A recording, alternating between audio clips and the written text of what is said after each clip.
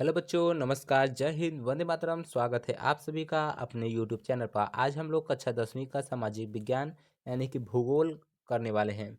इसका हम लोग जो कि है चैप्टर 4 जो कि है कृषि, ये हम इसी का एमसीक्यू टाइप क्वेश्चन हम लोग करने वाले हैं जो कि आपके 2025 के लिए बहुत ही महत्वपूर्ण है। तो चलिए हम लोग क्वेश्चन को स्टार्ट करते हैं और अपने दोस्तों के साथ शेयर कर दीजिए ताकि उनका भी कुछ अच्छा नंबर आ सके। चलिए आगे बढ़ते हैं। अगला प्रश्न हमारा है कि निम्नलिखित में से क्या भारत के लोगों का सबसे महत्वपूर्ण व्यवसाय है। तो हमारा ऑप्शन है ऑप्शन नंबर ए भोजन इकट्ठा करना, ऑप्शन नंबर बी है कृषि और ऑप्शन नंबर सी है विनिर्माण और ऑप्शन नंबर डी है सेवाएं। तो हमारा राइट आंसर होगा ऑप्शन नंबर बी जो कि है कृषि। भारत के लोगों का सबसे महत्वपूर्ण व्यवसाय क्या है? कृषि। चलिए अगला प्रश्न देखते हैं। अगला प्रश्न हमारा क्या है? अगला प्रश्न हमारा है कि भूमि पर उच्च जनसंख्या दबाव वाले क्षेत्रों में इनमें से किस प्रकार की खेती की जाती है? तो आपका ऑप्शन है ऑप्शन नंबर ए प्रारंभिक जीविका निर्वाह निर्वाह कृषि, ऑप्शन नंबर बी है गहन जीविका कृषि, ऑप्शन नंबर सी है वाणिज्य खेती और ऑप्शन नंबर डी है रोपड़ कृषि। तो हमारा राइट आंसर होगा ऑप्शन नंबर बी जो कि है गहन जीविका कृषि, हमारा राइट आंसर होगा। चलिए अगला प्रश्न देखते हैं।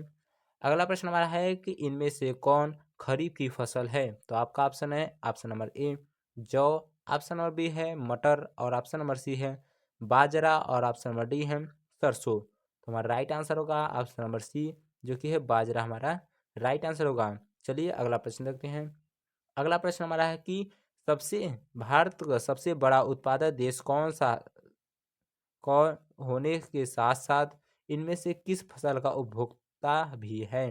तो आपका ऑप्शन है चावल, ऑप्शन नंबर बी है बाजरा और ऑप्शन नंबर सी है दलहन और ऑप्शन नंबर डी है तिलहन।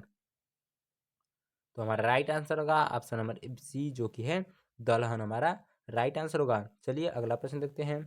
अगला प्रश्न हमारा है कि जायद स्याद प्रारूप के दौरान इनमें से कौन सी फसल पैदा होती है? तो आपका ऑप्शन है ए गन्ना, ऑप्शन नंबर बी है खरबूजा और ऑप्शन नंबर सी है मूंगफली और ऑप्शन नंबर डी है मूंग। तो हमारा राइट आंसर होगा ऑप्शन नंबर बी जो कि है खरबूजा, हमारा राइट आंसर होगा। चलिए अगला प्रश्न देखते हैं। अगला प्रश्न हमारा है कि इनमें से कौन खरीफ फसल है और देश में उत्पादित प्रमुख तिलहनों का लगभग आधा हिस्सा है? तो आपका ऑप्शन है ऑप्शन नंबर ए सरसों, ऑप्शन नंबर बी है नारियल, ऑप्शन नंबर सी है अरहर और ऑप्शन नंबर डी है सोयाबीन। तो हमारा राइट आंसर होगा ऑप्शन नंबर सी जो कि है अरहर, हमारा राइट आंसर होगा। चलिए अगला प्रश्न देखते हैं।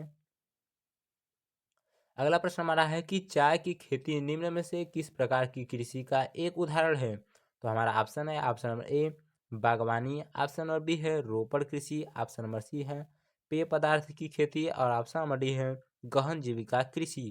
तो हमारा राइट आंसर होगा ऑप्शन नंबर बी क्या है रोपड़ कृषि, हमारा क्या है चाय की खेती निम्न में से किस प्रकार की कृषि है का एक उदाहरण है। तो आपका राइट आंसर होगा ऑप्शन नंबर जो कि है बी क्या है रोपड़ कृषि। चलिए अगला प्रश्न देखते हैं। अगला प्रश्न हमारा है कि श्वेत क्रांति में निम्नलिखित में से किस उत्पादन में सुधार शामिल है? तो आपका ऑप्शन है कपास, ऑप्शन नंबर ए है गेहूं, ऑप्शन नंबर सी है मक्का और ऑप्शन नंबर डी है दूध। तो हमारा राइट आंसर होगा ऑप्शन नंबर जो कि है डी क्या है दूध, हमारा राइट आंसर होगा। चलिए अगला प्रश्न देखते हैं। अगला प्रश्न हमारा है कि निम्नलिखित में से कौन सा देश तिलहन का सबसे बड़ा उत्पादक है? तो आपका ऑप्शन है ए चीन, ऑप्शन नंबर बी है ब्राजील और ऑप्शन नंबर सी है भारत और ऑप्शन नंबर डी है यमन। तो हमारा राइट आंसर होगा ऑप्शन नंबर जो कि है सी, हमारा राइट आंसर होगा क्या है कि भारत देश तिलहन का सबसे बड़ा उत्पादक देश है। चलिए देखते हैं अगला प्रश्न क्या है। निम्नलिखित में से कौन सी एक रेशेदार फसल है? तो हमारा ऑप्शन है ऑप्शन नंबर ए रबड़, ऑप्शन नंबर बी है जूट, ऑप्शन नंबर सी है टमाटर, ऑप्शन नंबर डी है कॉफी। तो हमारा राइट आंसर होगा ऑप्शन नंबर बी जो कि है जूट, हमारा राइट आंसर होगा। चलिए अगला प्रश्न देखते हैं। अगला प्रश्न हमारा है कि कौन सा देश विश्व में फसल एवं सब्जियों का सबसे बड़ा उत्पादक है?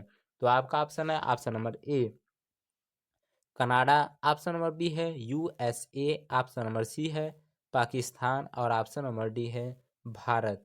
तो हमारा राइट आंसर होगा ऑप्शन नंबर डी जो कि है भारत। चलिए अगला प्रश्न देखते हैं। अगला प्रश्न हमारा है कि रेशम उत्पादन के लिए रेशम के कीड़ों को पालना क्या कहलाता है? तो आपका ऑप्शन है option number A sericulture, option number B है हॉर्टिकल्चर, ऑप्शन नंबर सी है फ्लोरिकल्चर और ऑप्शन नंबर डी है एग्रीकल्चर। तो क्या है रेशम उत्पादन के रेशम के कीड़ों को पालना क्या कहलाता है? तो कहलाता है कि ऑप्शन नंबर ए क्या कहलाता है सेरिकल्चर। रेशम के कीड़ों को पालना सेरिकल्चर कहलाता है। चलिए अगला प्रश्न देखते हैं। अगला प्रश्न है भारत के निम्नलिखित में से किस राज्य को में चावल को व्यावसायिक फसल माना जाता है? तो आपका ऑप्शन है पश्चिम बंगाल, ऑप्शन नंबर बी है उड़ीसा, ऑप्शन नंबर सी है बिहार और ऑप्शन नंबर डी है पंजाब। तो हमारा राइट आंसर होगा ऑप्शन नंबर डी जो कि है पंजाब हमारा राइट आंसर होगा। चलिए अगला प्रश्न देखते हैं। अगला प्रश्न हमारा है कि निम्नलिखित में से किस फसल को सुनहरा रेशा कहा जाता है? तो आपका ऑप्शन है ऑप्शन नंबर ए गेहूं, ऑप्शन नंबर बी है चावल, ऑप्शन नंबर सी है मूंगफली, ऑप्शन नंबर डी है जूट। तो हमारा राइट आंसर होगा ऑप्शन नंबर जो कि है डी क्या है जूट हमारा राइट आंसर होगा। चलिए अगला प्रश्न देखते हैं। अगला प्रश्न हमारा है कि निम्नलिखित में से कौन रोपड़ कृषि का उदाहरण है? तो हमारा ऑप्शन है option number A jute, option number B है गेहूं, ऑप्शन नंबर सी है चाय और ऑप्शन नंबर डी है तिलहन। तो हमारा राइट आंसर होगा ऑप्शन नंबर जी जो कि है चाय। चाय हमारा रोपड़ फसल का एक उदाहरण है। चलिए अगला प्रश्न देखते हैं। अगला प्रश्न हमारा है कि निम्नलिखित में से किस पेय फसल में भारत विश्व का अग्रणी उत्पादक और निर्यातक है? तो आपका ऑप्शन है कॉफी, ऑप्शन नंबर बी है दालें और ऑप्शन नंबर सी है चाय और ऑप्शन नंबर डी है दही। तो हमारा राइट आंसर होगा ऑप्शन नंबर जो कि है सी हमारा राइट आंसर होगा। देखिए यदि वीडियो को पसंद आए तो वीडियो को लाइक कर दीजिए, अपने दोस्तों के साथ शेयर कर दीजिए ताकि हम ऐसे ही वीडियो बनाते रहें और आपको बोर्ड में बहुत ही मदद मिले। चलिए तो धन्यवाद। यहीं तक हम लोग प्रश्न करते हैं, इसके आगे का प्रश्न अगली वीडियो में करेंगे।